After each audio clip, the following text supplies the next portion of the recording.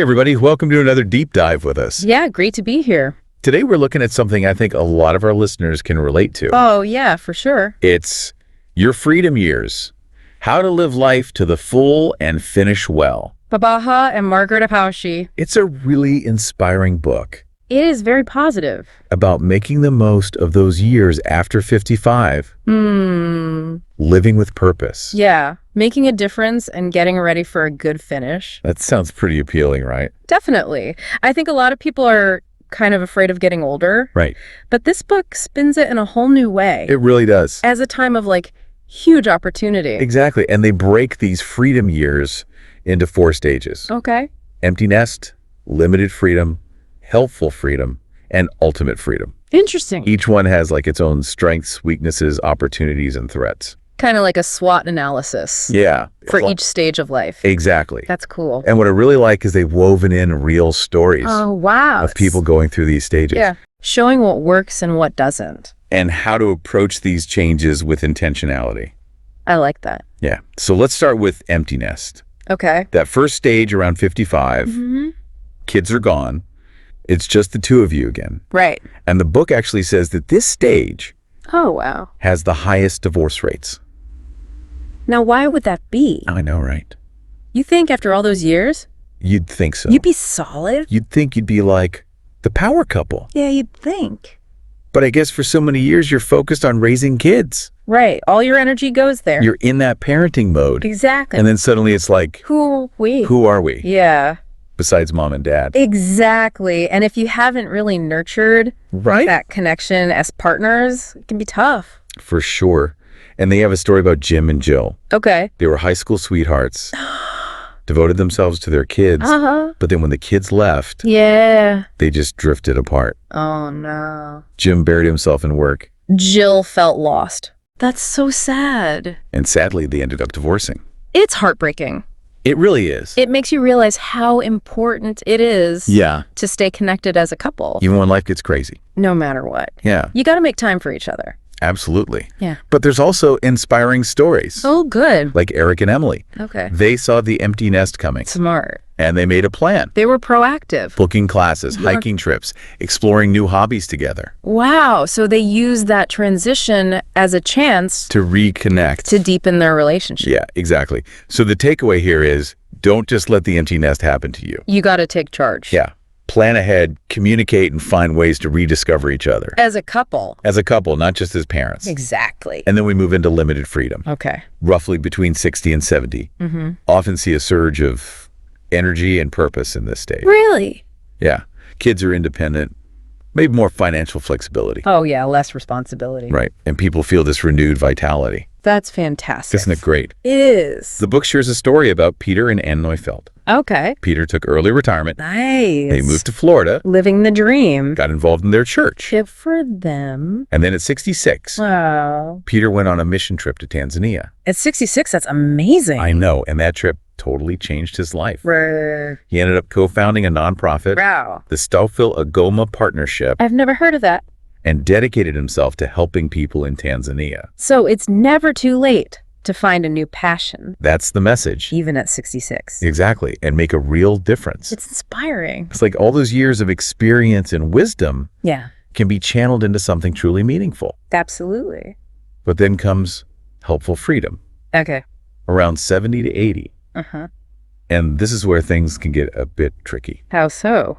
It's about recognizing when you might need a little extra help. Oh, okay. And that transition can be tough, Yeah, both for the individual and their family. I can imagine. The book talks about Bruno. Okay. He had a bunch of health problems at 78. Oh, no. His 3 kids stepped in to help, That's good.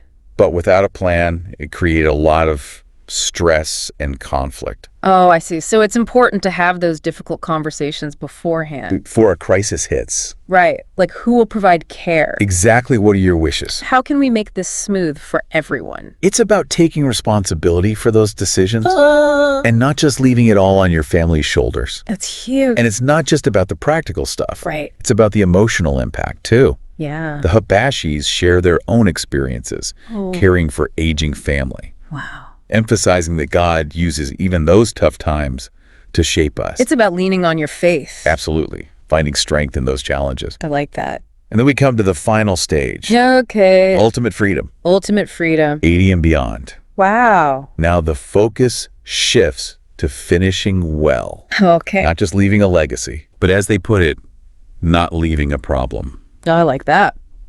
They tell this story about Jack and Anna. Okay. Jack suddenly dies from a heart attack, Oh my goodness.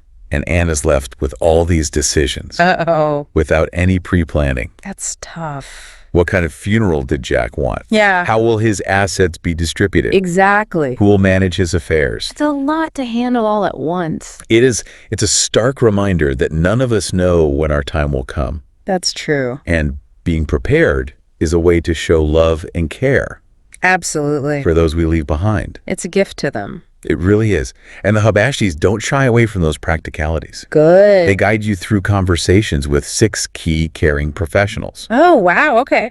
the funeral director, the pastor, the lawyer. Whoa, hold on a second. I know. We've got a lot to unpack there. We do. I think that's a great place to pick up in part 2. I agree. Let's take a break and come back to those caring professionals. Sounds good. I'm intrigued. Me too. I think there's a lot to learn here. I think so. All right, see you in part 2. See you then. Welcome back to this deep dive into your freedom years. Yeah, we're talking about finishing well And those conversations with 6 key caring professionals. to prepare for the final stage of life. It's interesting because we often avoid talking about these things. Yeah, it's like the elephant in the room. But having these conversations can actually bring peace of mind. For sure, both for ourselves and our families. Absolutely. So let's start with the funeral director. Okay, I know it might not be the most cheerful topic, not exactly a party. but it's important. Have you ever thought about what kind of funeral arrangements you'd want? To be honest, not really. It's one of those things you push aside. Yeah, I tend to put it off. But the book really emphasizes how planning ahead can ease the burden on loved ones. So it's a way of taking care of them. Exactly. The Habashis point out there are over 75 issues to consider when planning a funeral. 75. Everything from basic services to burial or cremation options, Right. cemetery arrangements, transportation announcements, even receptions. It's a lot more than I would have thought. It's a lot to think about. So how do we even begin to tackle all of that? The book recommends meeting with a funeral director Okay. to discuss these options and get a clear understanding of the costs. So you're not hit with surprises later. Exactly. It's about creating a plan that reflects your wishes and your budget. That makes sense, like having a blueprint in place. Right. So everyone knows what to do. Now, what about the pastor? What role do they play? Well, in addition to the practical arrangements, it's also important to consider the spiritual aspect. Of the memorial service. Exactly. The Habashis encourage readers to talk with their pastor about the kind of service they envision. So things like music selections, readings, who you'd like to speak, Exactly. It's about creating a service that reflects your faith and values and provides an opportunity for loved ones to celebrate your life. and find comfort in their beliefs. Okay, so next up, the lawyer. Hmm? Why is it so crucial to have them involved? Well, a will is essential to ensure your wishes are respected. And your assets are distributed according to your plan. Right. Without a will, things can get complicated. And the government may end up making decisions you wouldn't have wanted. It's about maintaining control even after you're gone. That's a good point. It- I've been meaning to get a will sorted out. It's one of those things you gotta do. Adulting 101. The Habashis provide a helpful checklist for creating or updating a will, Like what kind of things? appointing an executor outlining how your assets should be distributed, Okay. designating guardians for any minor children, specifying charitable donations. It's like creating a roadmap for your estate. So there's no confusion or conflict down the line. So a will is like a gift to your loved ones. Yeah, absolutely. It's about providing clarity and peace of mind. Okay, now this one surprised me. The accountant, I always thought taxes ended when you die. Me too. But turns out that's not quite the case. There's still paperwork. There's something called a terminal tax return that needs to be filed. Oh. And it can be pretty complex, involving income and expenses and outstanding liabilities. So how do we prepare for that?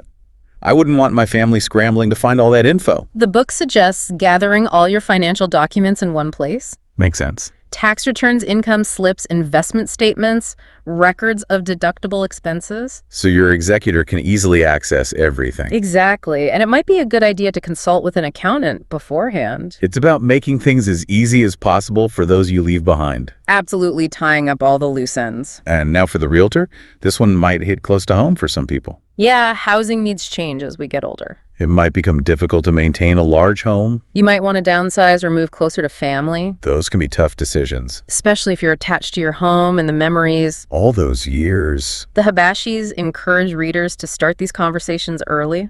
with their loved ones. Think about what your options might be. What kind of housing would best suit your needs? And whether you'd prefer to stay in your current home or explore other possibilities.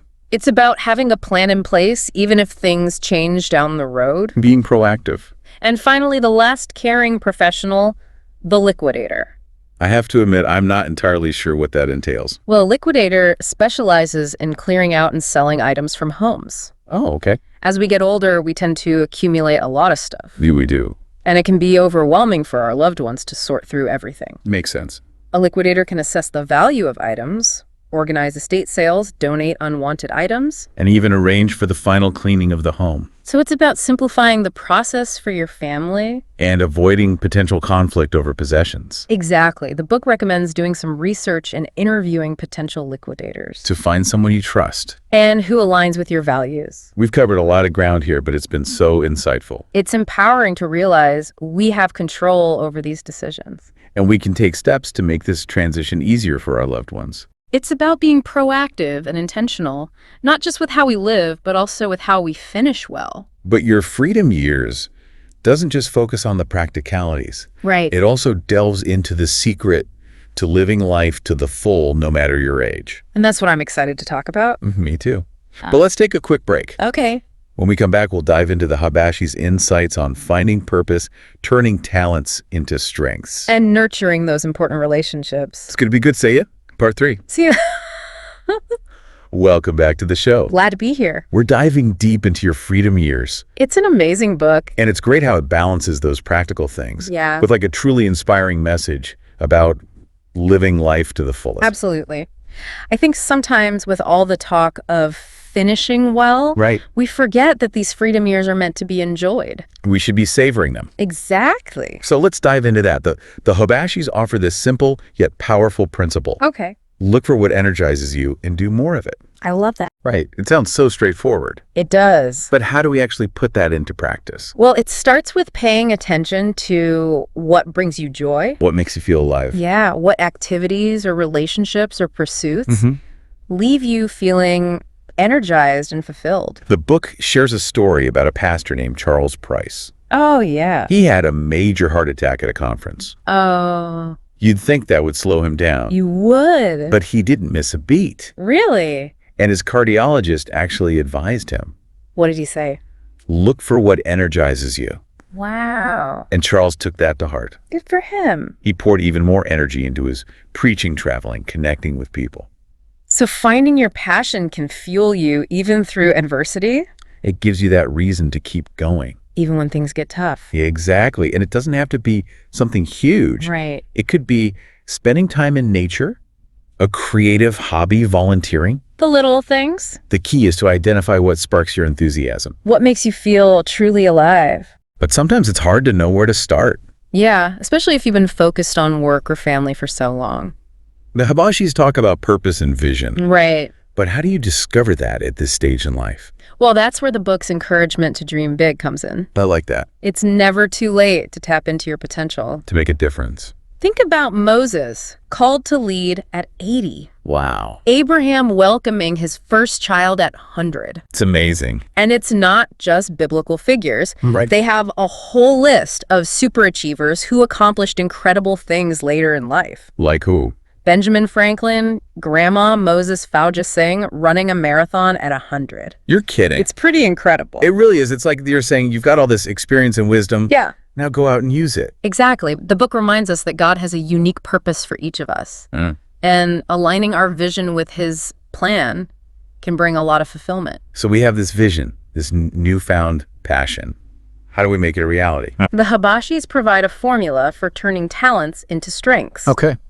Strengths equals talents plus knowledge plus skills plus experience. Okay, break that down for me. God gives us raw talent like a fire, Okay. but we need to fan those flames into strengths through intentional effort. I like that analogy. We gain knowledge, hone our skills, apply what we learn through experience, and that transforms those talents into powerful strengths. That we can use to make an impact. Exactly. The book suggests using tools like StrengthsFinder to pinpoint your unique strength. Okay. And think about how those strengths can be used for God's purposes. Maximum impact for God. I love that. It's a good reminder that our talents aren't just for Yeah, us. to prove them bigger.